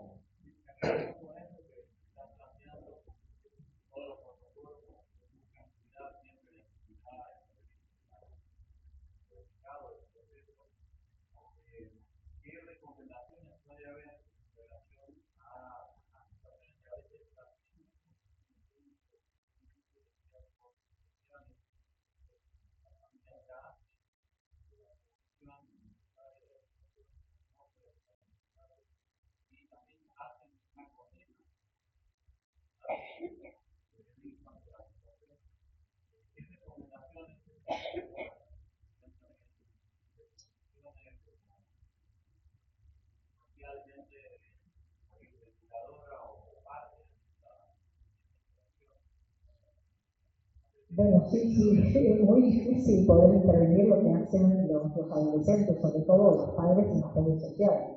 Esto es muy difícil de intervenir. Pero a mí me parece que, no sé, digamos, de manera transversal las escuelas deben tener grupos y momentos de reflexión de lo que es el uso adecuado de las redes sociales.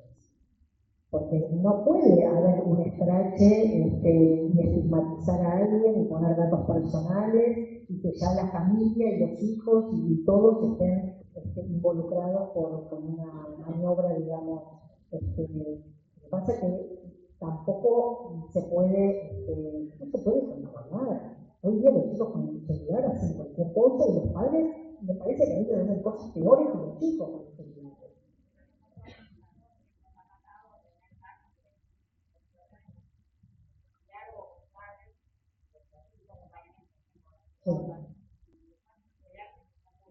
Bien.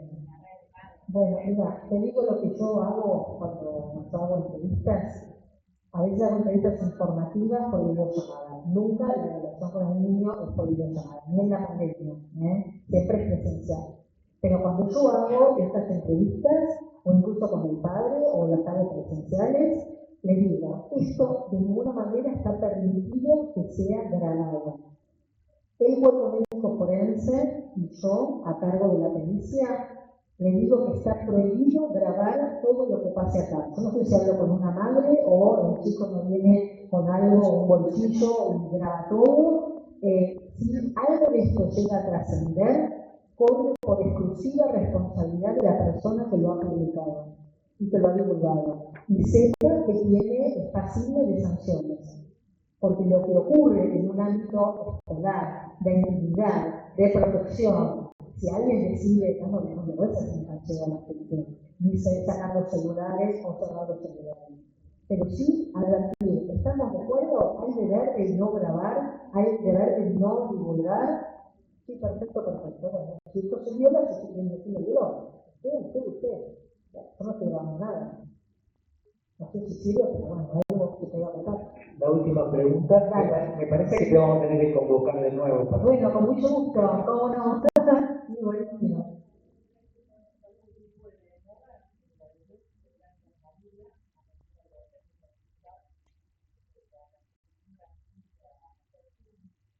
Mira, depende de los casos, depende de la sobrecarga que tenga el fiscal, que es en general que lleva adelante la acción penal, pero es bastante rápido. Lo que pasa es que ahí se discrimina si hay una situación de urgencia o de no urgencia. En general es de no urgencia porque no es conveniente el docente. Si hay un docente, digamos, denunciado, no es de urgencia. Entonces, quizás tarda más tiempo. Pero bueno, por ejemplo, el caso que tuve hoy en el Tribunal Oral, que es un caso del 2021, no era de la escuela, pero bueno, sí, desde que en agosto del 2021 se hace la denuncia. Supuestamente el develamiento, la denuncia, se hace toda la evaluación en cuerpo médico, y llega al Tribunal Oral hoy.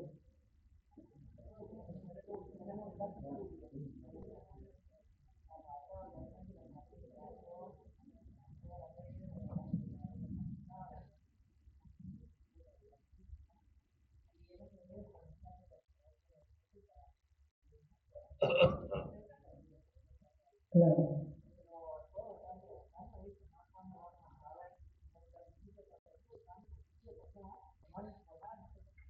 Sí.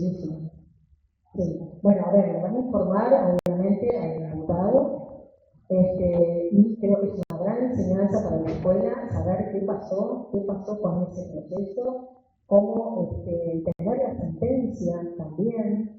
Yo pido la sentencia de los casos en donde usted, cómo valoraron la prueba, qué les pareció de mi pericia, y me parece que es una gran enseñanza para toda la comunidad. Yo no sé si ustedes como escuela lo pueden pedir, habría que preguntarlo a la parte del departamento legal.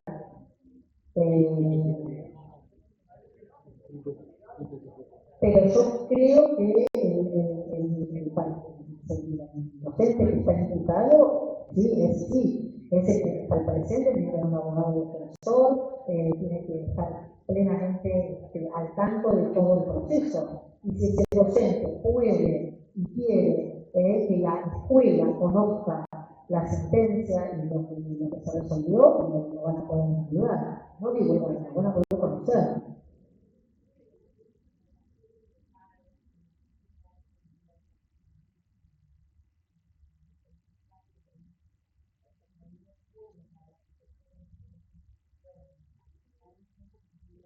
Sí, si lo cuenta en la escuela, sí. Tienen que activar el protocolo y exactamente, porque la delegación fue en la escuela. Claro. Sí. Bueno, muchísimas gracias. Muchas gracias a ustedes, gracias a Luis, gracias por el